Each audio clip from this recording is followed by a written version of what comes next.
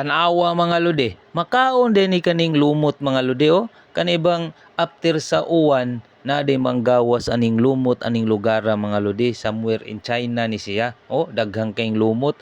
Ilan ang kuliktahon ang lumot mga lode kay mao na ilang isudan.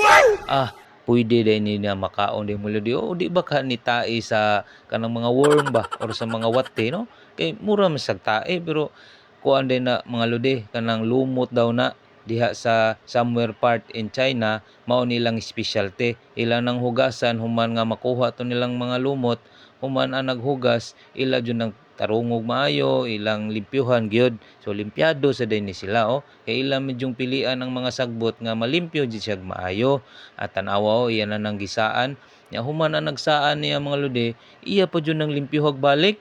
Limpyuhon jud niya maayo kay para mawa jud ang bakterya kay ila jung gilimpyuhan og maayo mga lodi kay para inigkaon nila limpyo kay lami kayo siya. So iya pa jud nang gihugasag maayo mga lodi kay para malimpyo gyud nya human sa ano na niya nya after na ini humagsaan mga lodi iya nang mixan na niya og mga lamas naghiwa na siya diha og sibuyas dahonan human na iya nang gipino-pino ang sibuyas dahonan mga lodi kay mao ni isagol atong algae kani ba kanang lumot nya human nagkuan jud siya diha og kanang dabong nya kanang carrots nga nindot kay kolor ninduta sad silang carrots gagmay kay ba orange pa kayo gisagulan na niya mga lodi so gisagol niya tanan gimix na niya nya gitimplahan na niya og mga oil unsa pa diha nya human gibutangan na niya topo lutuon na niyang topo mga lode kay para lami jud ug maayo kay mao man nilang specialty